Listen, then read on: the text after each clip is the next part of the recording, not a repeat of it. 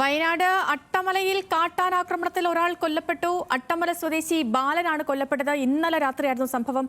ആഷിഖ് റഹ്മാനോട്. ആഷിഖ്, വിവരങ്ങൾ. ഇന്നലെ രാത്രിയാണ് ഈ ദാരുണമായ സംഭവം നടന്നതെന്നാണ് ഇപ്പോൾ പ്രാഥമികമായി നമ്മൾ മനസ്സിലാക്കുന്ന ഒരു കാര്യം. ഈ അട്ടമലയാണ്. അട്ടമല എന്ന് പറയുമ്പോൾ ഈ ചുരൽമല മുണ്ടക്കൈ ഉരുൾപൊട്ടൽ നടന്ന സ്ഥലത്തിന് അവിടേക്ക് പോകുന്ന വഴിക്കാണ് ഈ ഒരു ദാരുണമായ സംഭവം നടന്നത്. ഇന്നലെയാണെന്നാണ് മനസ്സിലാക്കുന്നത്. അട്ടമല സ്വദേശി ബാലനാണ് കൊല്ലപ്പെട്ടത്. എന്തായാലും വളരെ ദാരുണമായ സംഭവമാണ്. ഇന്നലെ നടന്ന ഒരു ആക്രമണത്തിന് പിന്നാലെ വീണ്ടും വയനാട്ടിൽ തന്നെ ഒരു ജീവനെ പോലും ഇന്നൊരു സാഹചര്യം. ഇതൊരു കാടിനോട് ചേർന്ന സ്ഥലം തന്നെയാണ്. പ്രത്യേകിച്ച് ആദിവാസി ഉരുൾപ്പെട്ട ഒരാൾ തന്നെയാണ് മരിച്ചതെന്നാണ് മനസ്സിലാക്കുന്നത്. എന്തായാലും വലിയൊരു ദുരന്തമാണ്. പ്രത്യേകിച്ച് രണ്ടാമത്തെ ദിവസം തന്നെ വീണ്ടും ഒരാൾ കൊല്ലപ്പെടുന്നു, അതും കാട്ടാനാക്രമണത്തിൽ തന്നെ. ഇന്നലെയാണെന്നാണ് മനസ്സിലാക്കുന്നത്. കൂടുതൽ വിവരങ്ങൾ നമ്മൾ ശേഖരിച്ച് വരുന്നേ ഉള്ളൂ. അല്പസമയം മുമ്പാണ് വിവരം നമ്മളുടെ വാർഡ് മെമ്പർ അടക്കം പങ്കുവെച്ച ഒരു കാര്യം. ഇന്നലെ അടുത്തതിൽ ആക്രമണം സംഭവിച്ചു, വൈകിട്ടാണ് സംഭവിച്ചതെന്നാണ് പ്രാഥമികമായി നമ്മളോട് പറഞ്ഞൊരു കാര്യം. വയനാട് അട്ടമല സ്വദേശി ബാലൻ, അദ്ദേഹമാണ് എന്താണ് സംഭവിച്ചതെന്ന് കൂടുതൽ ഇക്കാര്യത്തിൽ നമ്മൾ ഒരു വ്യക്തത വരുത്തുന്നതേ ഉള്ളൂ. സേതു, ഇത് വനപ്രദേശമാണോ ആഷിഖ്? സേതു, നമുക്കറിയാവുന്ന പോലെ ഈ മുണ്ടക്കൈ ചുരൽമല പ്രദേശത്തേക്ക് പോകുന്ന വഴിക്ക് ഒരു ഗ്ലാസ് ബ്രിഡ്ജ് എല്ലാം ഉണ്ട്. അതിനോട് സമീപത്തായാണ് ഈ ഒരു സംഭവം നടന്നതാണ് മനസ്സിലാക്കുന്നത്. ഇത് ഈ തേയിലത്തോട്ടങ്ങളടക്കം നിലനിൽക്കുന്ന ഒരു സ്ഥലമാണ് ഈ മുണ്ടക്കൈ പോകുന്ന ഈ ഗ്ലാസ് ബ്രിഡ്ജിന് സമീപത്തായുള്ള സ്ഥലം. അവിടെയാണ് ഈ ഒരു ആക്രമണം നടന്നതെന്നാണ് ഇപ്പോൾ മനസ്സിലാക്കുന്നത്.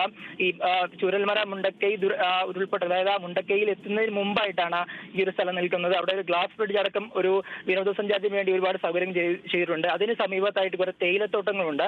അവിടെയാണ് ഈ ഒരു ആക്രമണം നടന്നതെന്നാണ് ഇപ്പോൾ മനസ്സിലാക്കുന്നത്. അതിന്റെ സംഭവ സ്ഥലത്തേക്ക് ഉദ്യോഗസ്ഥരടക്കം എത്തിയിട്ടുണ്ടോ? വനപാലകരടക്കം എത്തിയിട്ടുണ്ടോ? തീർച്ചയായും അവരെല്ലാം അവിടേക്ക് എത്തിയിട്ടുണ്ട്. അല്പസമയം മുമ്പാണ് എല്ലാവരും എത്തിയിട്ടുള്ളത്. അവരെല്ലാവരും അവിടെ പരിശോധന നടത്തുകയാണ്. മൃതദേഹം അവിടെ തന്നെ ഉണ്ടെന്നാണ് നമ്മൾ മനസ്സിലാക്കുന്നത്.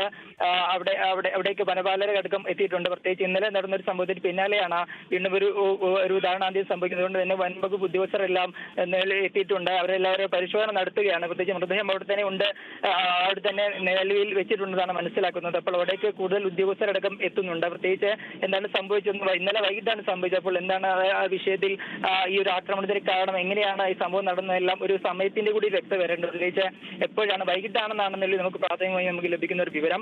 അത് എപ്പോഴാണ്, എങ്ങനെയാണ് തുടങ്ങിയ കാര്യങ്ങളിൽ ഒരു വ്യക്തത നിലവിൽ വരേണ്ടതുണ്ട്.